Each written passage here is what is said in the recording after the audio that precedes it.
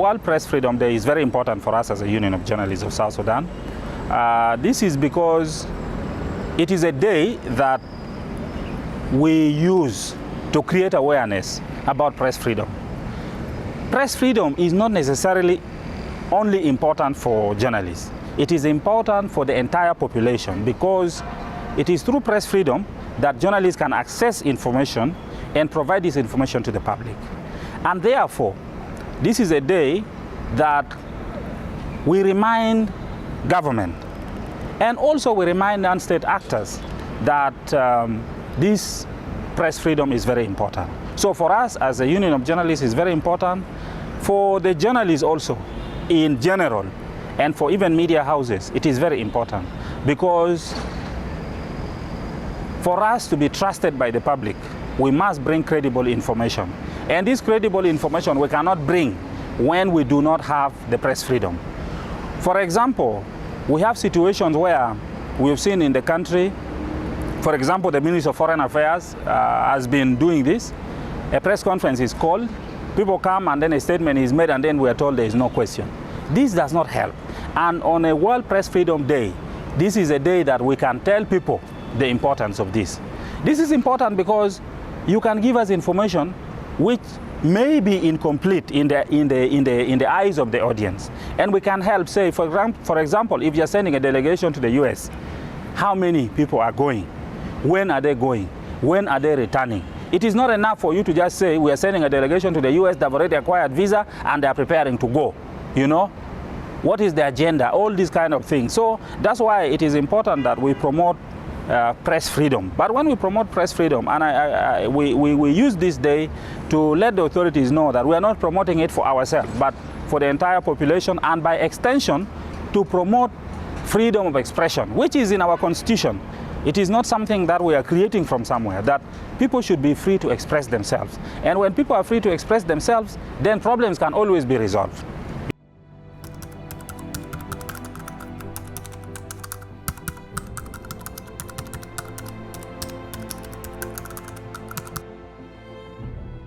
The current state of press freedom, we are still very much behind many countries in the region. We are behind because there are several problems. Number one, the problem of censorship. We have censorship where, for example, the newspaper articles are always read. Even though from January to now, we have not received cases of removal of articles. But the very fact that somebody is there to read your paper before it is published is in itself intimidating, you see? So for that reason, therefore, our level of press freedom is still behind. We really need more to be done to ensure that we have that freedom. The newspaper articles, the headlines of the newspapers that come every morning, or in other countries every evening, they are put on the streets, should surprise people. The headline should surprise people, should encourage people to buy newspapers.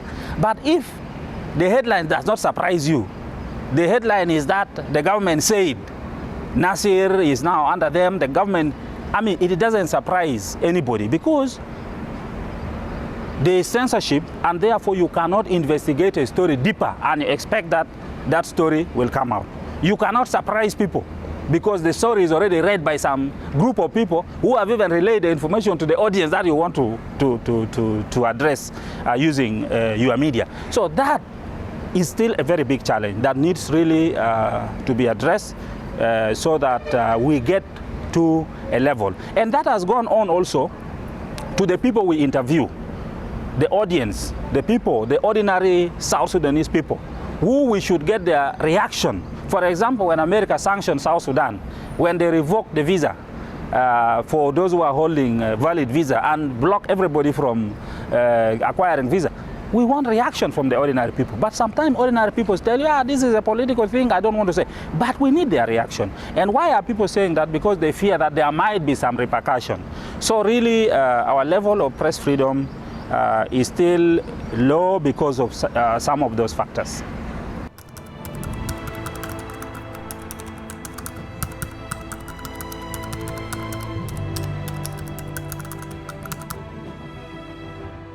There is a case of Emmanuel Monchol, who is the editor-in-chief of the Dawn newspaper. He was actually kidnapped since November 2024, and up to now, even though we have established his whereabouts, he is not yet released, and he has not been charged in a formal way in a court of law, and we are still following up the issue. And this is very concerning to us. We urge authorities to really set the record straight. If he has a case to answer, let him be charged in court. If there is no case against him, then there is no need of continuing to hold him. It is better to let him get out.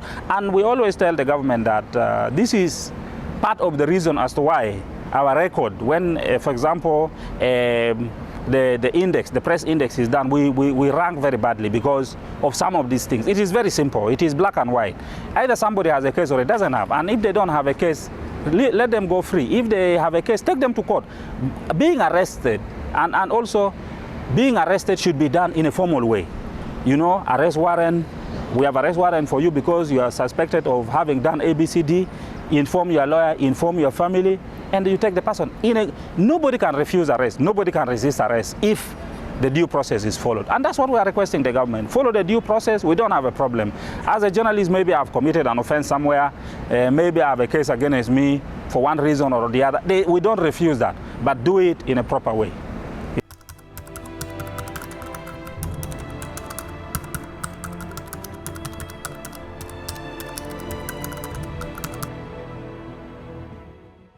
Well, we've actually been supporting journalists who are under threat because of their reporting.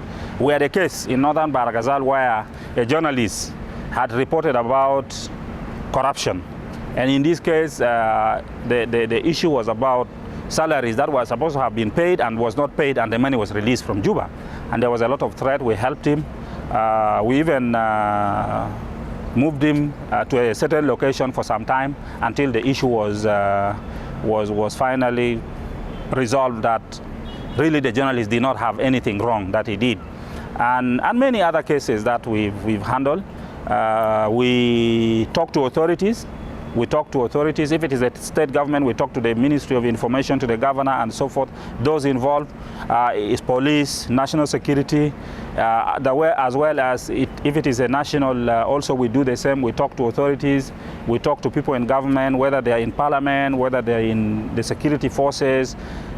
We also rely on media authority. We report some cases to media authority to bring the parties together, resolve the issue, and where it requires that we also get a lawyer because the case is in court or something, we also do. We have actually had cases where we have gotten lawyers to help in Eastern Equatoria, in Western Equatoria, and also we have partners that we work with, for example, the South Sudan Human Rights Defenders Network, Non-Violent Peace Force, whom when we don't have any resources, we can run to and say, hey, we need a lawyer and we don't have any money. Then through their networks that they have, sometimes the lawyers provide the services for free, pro bono. So we do a mix of very many things to help journalists who are under threat for the work they do.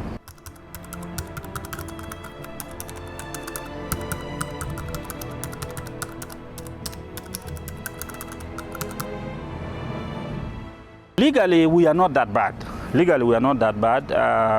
You know, the setting of the media authority, first of all, very soon after independence in 2013, even though operationalization of the whole institution took some time, access to information, National Communication Authority, these are very good moves in the right direction.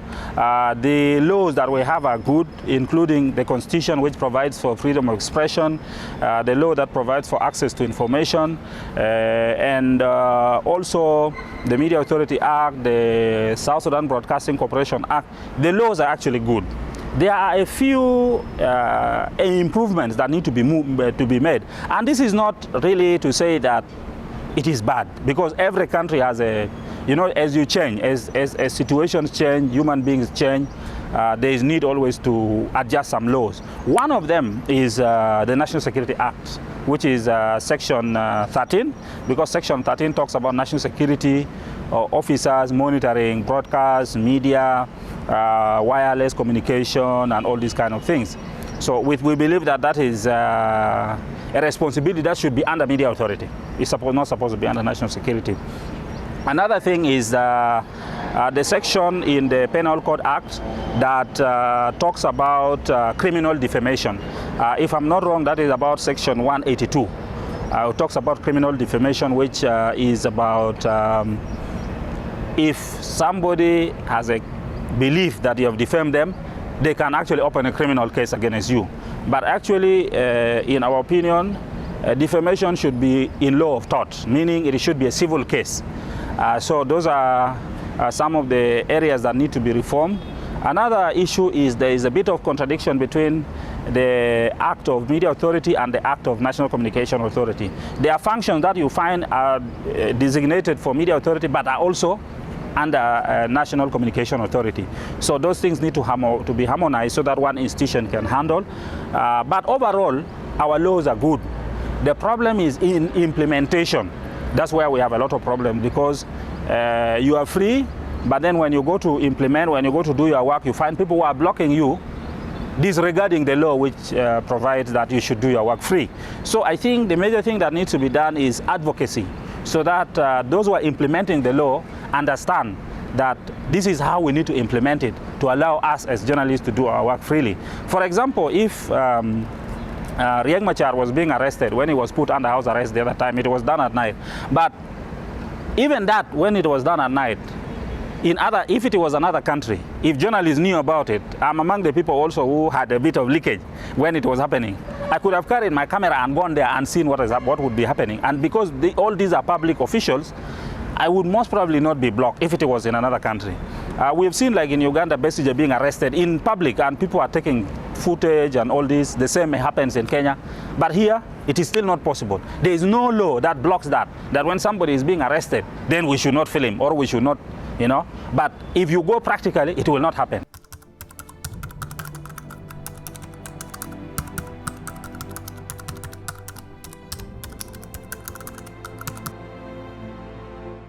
Doing a number of things. Number one, we have the advocacy that we are making to change some of the policies. We also are talking, that's why we are very close to Parliament through the spokesperson of Parliament. Whenever we have a concern about a specific law, we always raise. So we do that advocacy. We also do a lot of engagements with the security organs, whether national security, police, or prison service. Sometimes we bring people together through workshops, even though we've come to learn that it is not covering a very wide area, because we normally target spokespersons and a few individuals. So we want to change the strategy to targeting larger. For example, if we are talking about the SSPDF, can we have 100 of them and do something with them together with journalists? Can we have with the national security? Can we have? So we are moving towards that direction with the help of a few partners. And we also do press releases when we feel that something is not okay and we feel that we need to address it in a broader way. We also make press releases where we say what we think should happen. Like we've made calls about reducing taxes on radio equipment and so on and so on. So yeah, we do a mix of things as well.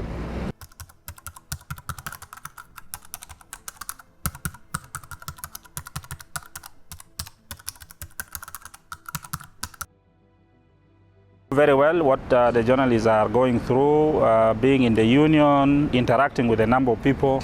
And the situation is difficult, but what I would just say is that we should not give up.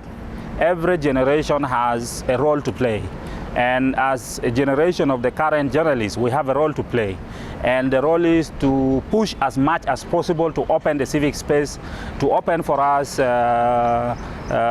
freedom of expression, to ensure that as press, as we mark the World Press Freedom Day, we have the real freedom of the press. It is not like electricity that you can switch on and off.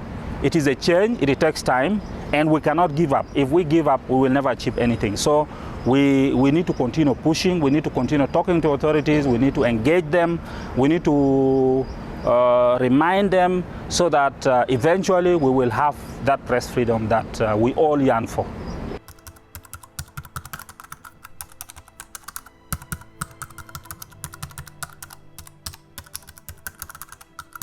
We are not supposed to take money in this sense that when I interview you, I should not take money from you. When I, you give me money for reasons that are not clear, and I suspect that it could be because you want me to write something favoring you, we shouldn't take such money. And it is concerning that these issues are being raised here and there. And of course, you've also mentioned the issue of transport refund, which even us as union, we do give when we have our own engagement with the colleagues. The issue of transport refund is a new situation in the country, because when you organize a workshop where you bring people, the understanding is that I have removed you from your job and I have brought you to an engagement that has blocked you from doing your work, and therefore I give you something small to compensate for the time that you've been there, but also to help you move around because you have not worked. So the transport refund itself, in terms of workshop, because it's planned for, and therefore it is not really a bad thing. Where the problem comes is when it is for stories. When I have gone to cover a story and they want to give me a transport refund, this is the core work of myself as a journalist. So if I am taking it, then there is a problem. There is a problem, because it may affect how we want to run our story later, because I am now thinking of the transport refund I have been given, maybe $20, $30, $40, $50. And here I have some information that, for example, this information that has been given to me is not 100% accurate. I have another information, so it may become a conflict of interest. So we encourage journalists not to get involved in this issue of taking transport refund from people who are giving you news or programs. If it is a workshop, it's understandable, because that is something planned for, and it's because it's part of your work. Because if, for example, they call you and say, we are training people today about conflict-sensitive reporting, it is in a way part of your work. And in most cases, the people who are giving you these are donors. They are not really people who you are searching news from. So that one is understandable. But the one where you go to collect news and then they give you money is a problem.